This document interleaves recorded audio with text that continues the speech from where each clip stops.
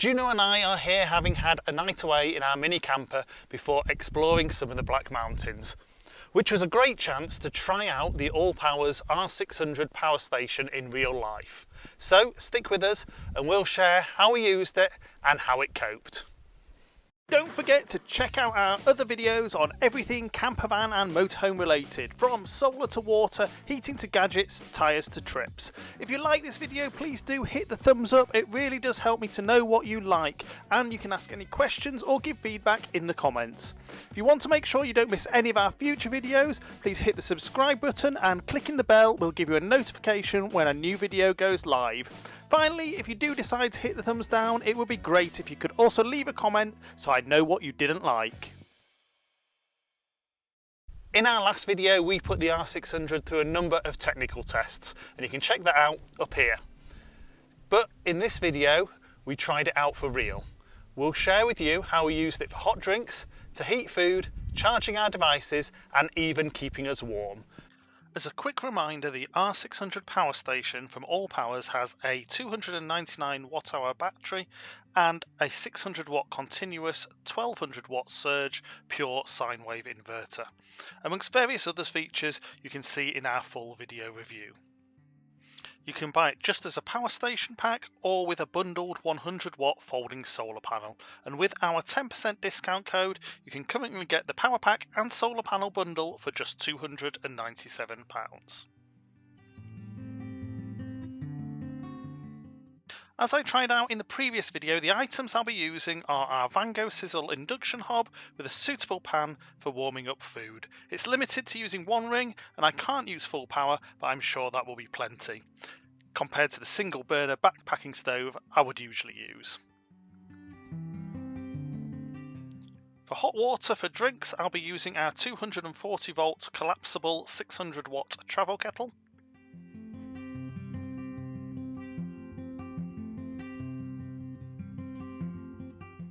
For lighting, our USB rechargeable camping lantern with bug killer if I need it, and USB rechargeable head torch will be kept charged up. I normally cope fine with my down sleeping bag, but for a bit of luxurious warmth, since we have the power, I'll also have a 12 volt heated blanket.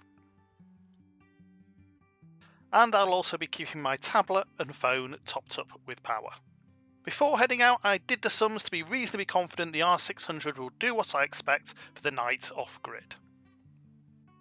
Juno and I, say hi Juno, have arrived at our spot for the night, and it's a bit cold and wet outside, so I'm pretty glad that I can use the induction hob rather than having to fire up a gas hob, have some ventilation open, even stand outside while we're cooking just for safety.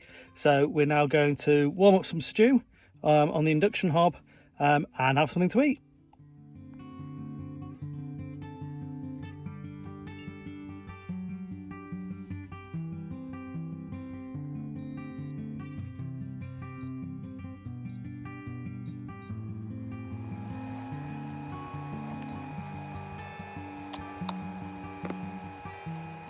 Eating a tin of stew took around 5 minutes, and the pack was showing 72% left when we finished.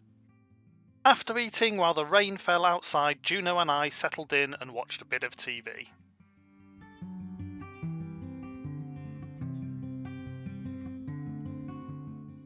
Just a few hours later, we were lucky that the rain stopped and the cloud cleared so that we could pop outside and experience the truly dark skies in the Brecon Beacons.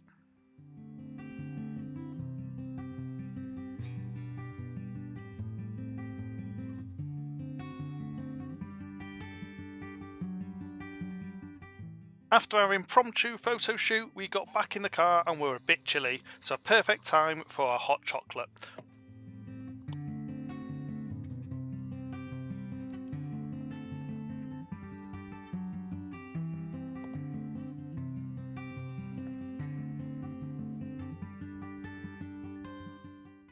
Boiling the kettle with a mug full of water took us to 62%.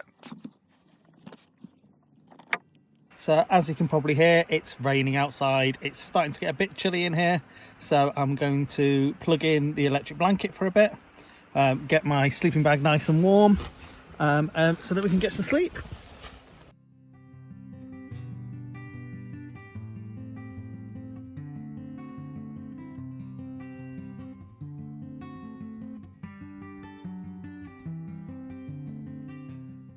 The electric blanket took no time to warm up the sleeping bag, and about 15 minutes later it was getting too hot, so I turned it off with 58% remaining and left our devices plugged in to recharge as we slept.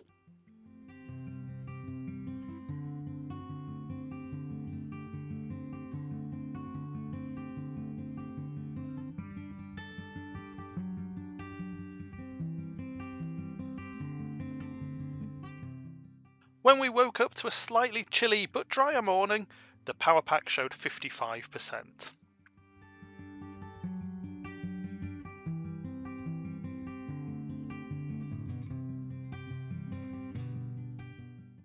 Food was my first thought, so on went a tin of sausage and beans.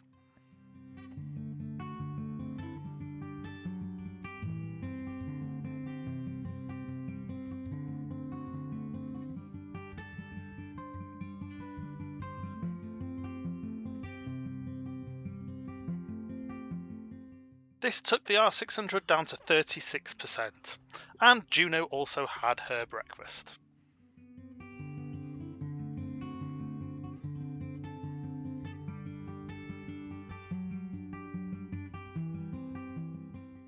I do need a coffee in the morning, so after boiling the kettle I used my portable espresso maker to have a nice shot.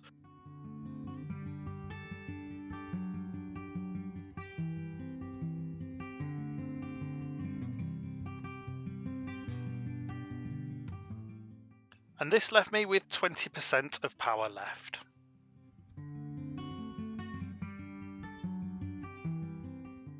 After we got ourselves up and packed for our walk, I boiled the kettle to make a small flask of soup to take with us.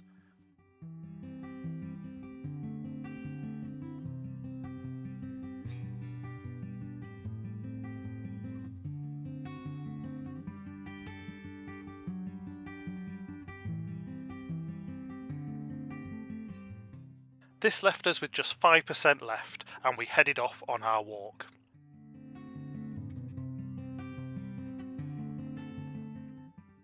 It was beautiful weather and a really enjoyable walk. Even in the sun it was chilly, so the soup went down really well. The only downside of the sun was the regret I had for not leaving out the solar panels to recharge the pack, but I didn't want to leave them outside the car while we were away to come back and find them gone.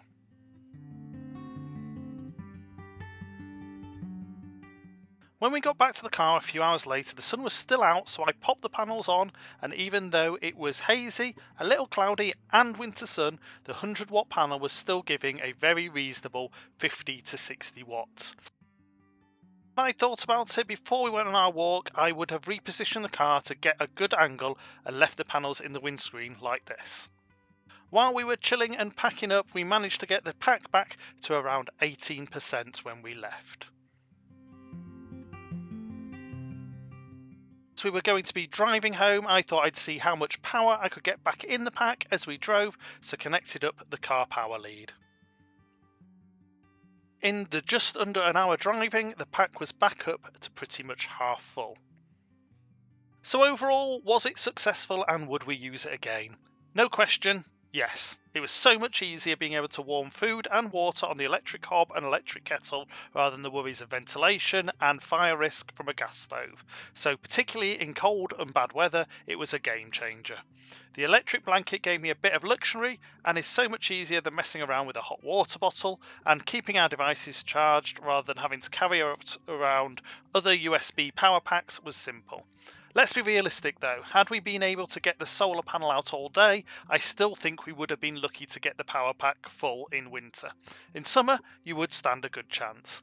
However, for an item to throw in the car, 4x4, mini camper or even a tent, it's definitely worth considering to make a night off-grid easier and more comfortable. Thanks for watching our video, and as always, if you have any questions or feedback, please pop them in the comments below. If you find the video useful, please like, share and consider subscribing.